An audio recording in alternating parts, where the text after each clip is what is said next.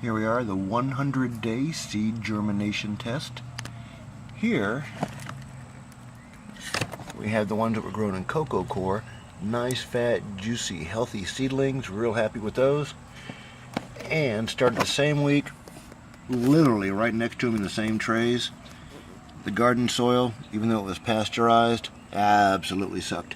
I grew more algae than cactus. Germination rates weren't very good.